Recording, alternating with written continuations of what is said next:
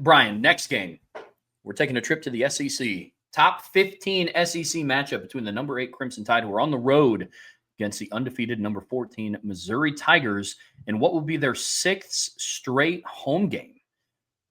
Kickoff is at 12 p.m. on ABC. Alabama is currently favored on FanDuel by 3.5. The over-under is set at 52.5. Interesting matchup here, Brian.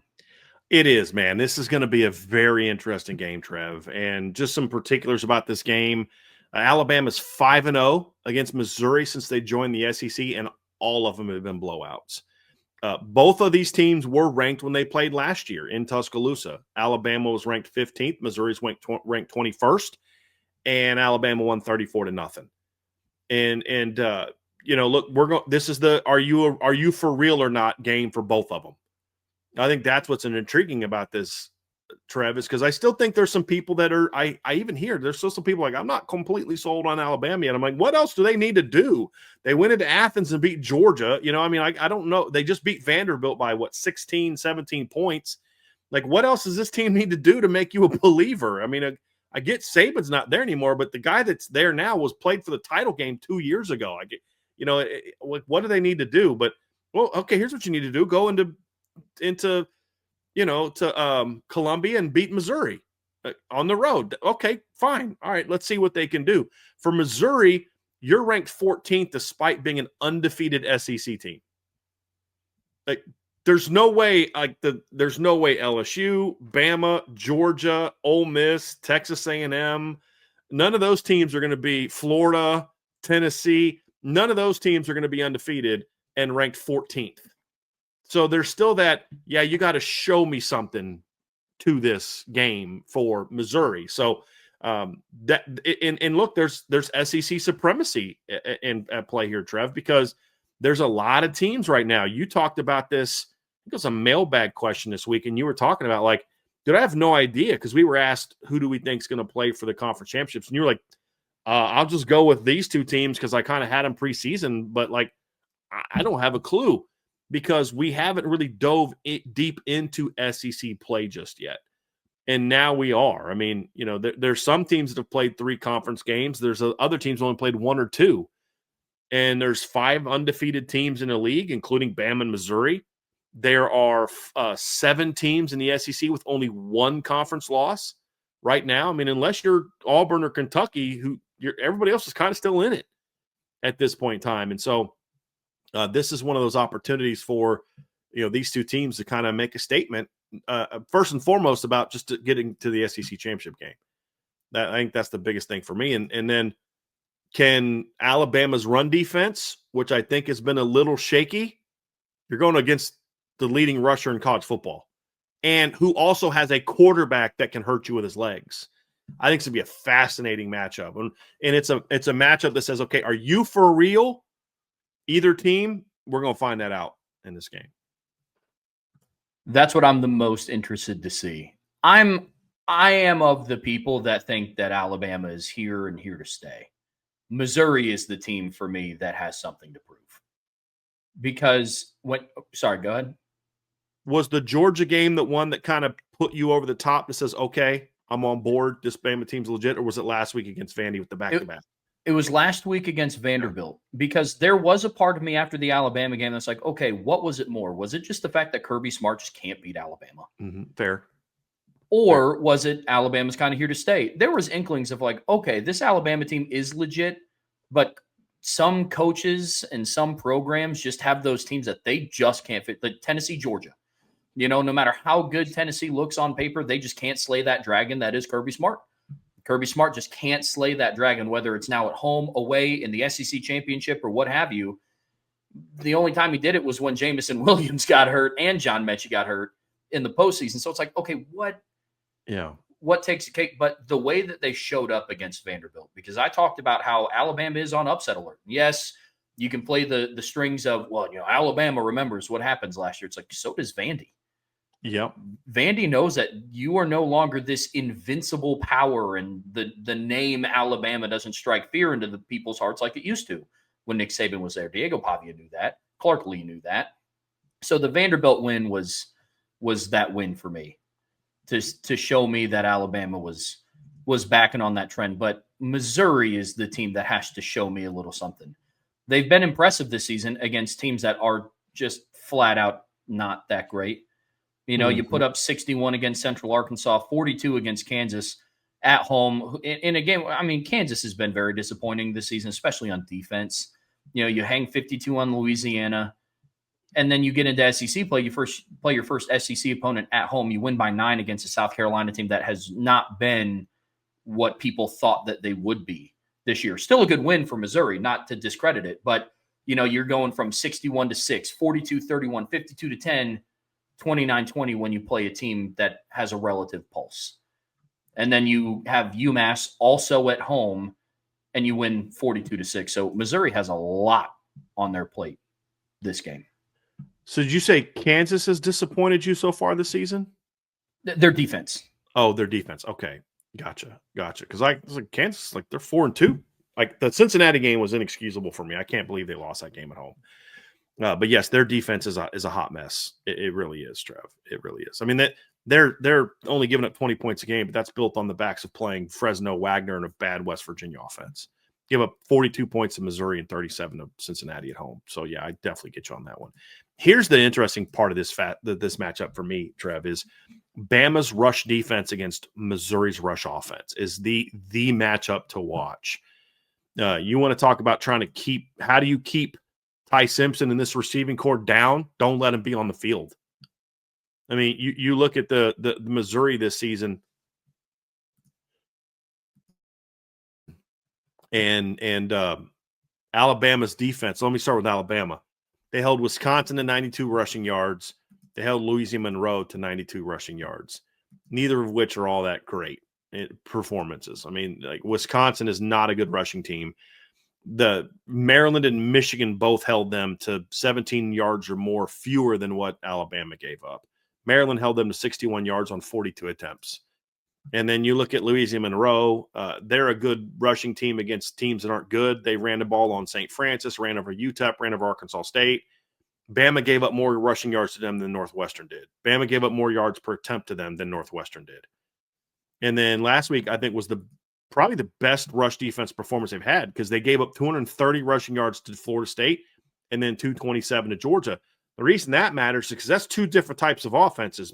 Florida State, you can say, well, yeah, Thomas Castellanos was running around on him. That doesn't really reflect how the game went because the running backs were running on him too, but there was a lot of Castellanos. But you could say it's a dual-threat quarterback. Well, I mean, that's not why Georgia ran on him. It was Chauncey Bowens and Nate Frazier. Gunnar Stockton had a couple nice runs, but it was more of that traditional type of offense. So they've had 2 games this year where they've given up over 220 yards rushing on defense this season. Gave up 4.7 yards per carry against Florida State, but you allowed 6.9 yards per carry against Georgia. And here's the thing about the Vandy game. The yards were good. They held them 135 yards. Only carried the ball 19 times. They didn't run that much. They went over 7 yards a carry against Alabama, partly because of the lead they had in the second half. So Bama has not been a good rush defense this season. Would you say that's fair statement? Absolutely. Trev? Yeah. Let's look at Missouri's rushing offense this season. Central Arkansas, 38 for 219. Kansas, 47 for 261. Louisiana for 62 for 427. UMass, 52 for 268. So then you say, okay, none of those teams are really good, like benchmarks. Well, how about against South Carolina, a team that gave up 115 rushing yards to Virginia Tech, 62 to South Carolina State, 146 to Vandy, only 3.95 per carry, and 108 to Kentucky. What did Missouri do against them? 48 carries for 285 yards, 5.9 per carry. They're running on everybody so far. Is that legit or not? Now, here's the one thing about Bama that's a little bit interesting. Their run defense has struggled, but I think this is only the second game where that Tim Keenan's been back kind of full go because he missed the Florida State game. And so I'm very interested to see how that matchup goes. And if Missouri's going to have a shot to win this game, Trev, it's going to be that. It's going to be because their run game was able to control the clock, move the chains, keep Bama off schedule, force Bama to kind of load the box, and then that sets up Bo Pribula to hit a couple shots down the field because they don't throw that great. Trev. I mean, if we're being honest about it, they don't throw that great. Bo Perbula's doing a nice job. He's managing the offense, but since the competition is kind of, ramped up a little bit, not even really ramped up, I guess. I mean, against South Carolina, Louisiana, he averaged 7.9 yards per attempt, threw for 274 yards. UMass, he went for 241, 8.3 per attempt. He only had 171 yards against South Carolina, 6.3 per attempt. But he also rushed for 72 yards in that game. So Bo's been a lot better than I thought he was going to be, but he hasn't been lights out, and this is the game that's really going to tell us how good he is, because he's going to have to make some throws. I don't think he's got to throw for a bunch of yards. You don't have to throw for 300 yards to beat Bama. He's going to have to make some throws, though. And can he do that against Alabama's defense, which has been good but not great this season? But they're getting better, and that's the difference. But when you look at their pass game, Trev, and you look at their receivers, 3 of their top 5 receivers this season are under 10 yards a catch. So, I don't know if that's going to cut it against Alabama. I could be wrong, but I don't know if that's going to cut it. Your leading receiver is Kevin Coleman, who's been everywhere. He was a big-time recruit that signed with him and Travis Hunter, went to the same school. He went to Jackson State. Then he transferred to Louisville. Then he transferred to Mississippi State. Then he transferred to Missouri. So he's going into his 5th season, and he's been around the block a little bit. You know what I mean? He's got 39 catches on the year in 5 games. A lot of catches. He's only averaging 9.9 yards per catch. Their number 2 receiver, Marcus Johnson's got 15.3. Their number 3 receiver, Ben Norfleet, the tight ends, 8.7. Their number 4 receiver, Josh Manning, is only at 10.6. Their number 5 receiver, Donovan Olagbode, is at 9.8. So I don't know that you're going to have to hit some shots against Alabama. But how's that matchup going to go? That run game versus run defense matchup is going to be fascinating. And then on the other side of the ball, Trev, Alabama doesn't try to run it, and Missouri doesn't let anybody run on them. That's probably been the more surprising aspect of this team, is their rush defense is legit. They gave up 154 yards to Central Arkansas, but only 3.95 yards per carry. They held Kansas to 31 rushing yards. Louisiana went for 117 yards, 5.3 per carry. And that's a team averaging 212 yards rushing this season, by the way. So they run the ball pretty well. And then they held South Carolina to -9 rushing yards. And then last week against UMass, they gave up 19 rushing yards on 16 carries. And so, you look at it and say, okay, that rush offense sucks, but I mean, you kind of did to them what Iowa did to them, almost identical numbers. And if your numbers are comparable with Iowa's against an opponent, you've got a pretty good defense. So that's a part of this team from Missouri that's been a little better than I thought it was going to be. Is their defense is better than I thought it was going to be, and they were vulnerable a little bit to Kansas though, and this is going to be a much better passing team than what Kansas was. But can Alabama be balanced? Do they even try to be balanced? That's going to be a very interesting part of this game. So that's how I see this one, Trev. Yeah, that's actually the side of the ball that I have the most interest in. At some point, if I'm a defensive coordinator preparing for Alabama, I'm daring them to run the football, which sounds crazy to say when we're talking about a program like Alabama. It just doesn't feel right coming off the tongue, but that's exactly where they're at, as odd as it is. And it's not a Kalen DeBoer thing. I mean, at Washington, their running back went crazy the year that they went to the national championship game. So I don't understand the lack of willingness to utilize the run game. Jam Miller had a good game against Vanderbilt, and that's the outlier. They've had one good rushing performance in 5 games. I don't really understand that. See, the interesting thing, Trevor, is he was a lot like Charlie Weiss at Washington, where his starting running back put up good numbers. You're like, dude, Dylan Johnson ran for almost 1,200 yards. But then you're like, he's the only guy that carried the ball. They only averaged 118 yards rushing a game that year. And now somewhat part of that was they only ran for 102 yards against Texas and 46 against Michigan because Dylan Johnson wasn't healthy. But that's kind of the weird part about them is their single back will get 1,000 yards, but then nobody else carries the ball. But you're right. It is weird. They don't even try. Yeah, I mean, try to run the ball. both Alabama's running backs are on pace to finish the season with like 400 rushing yards. Mm-hmm. So it's like I have no idea what Missouri is going to try to do on defense because, like, yeah, you could stop the run all the live long day, but if they're taking shots down the field, like we know that they will with Jeremy Bernard and Ryan Williams, who's had a really weird season, by the way, and Isaiah Horton, and it's like I understand the need, or I guess the desire to not want to run the ball that much, but at some point you're going to come across a game where you're going to have to try to establish some sort of ground game. I don't know if that's against Missouri with their rush defense, but I'm very interested to see what happens with that on Saturday. That's for sure. So what's at stake for Alabama? Continued supremacy in the SEC. And honestly, Alabama's very much in a, they're very much in a situation where they can't afford this kind of loss. Not that Missouri's not a good football team, but they've got a better roster. They still have a better roster than Missouri, but they've got Tennessee at home, at South Carolina, home against LSU, home against Oklahoma, at Auburn. They lose this game, that's their second loss of the season. They've got to now win out to get in the SEC title game. And, that maybe they could lose a game and have 3 losses and get like Georgia did last year. But then you're in a situation where if you're in the SEC title game with 3 losses, a 9-3, and you get beat, now all of a sudden it's questionable if you're a playoff team. That's what happens when you lose your opener. Notre Dame found that out. So they're in an interesting situation with what they have coming up on their schedule. They've got to win this game.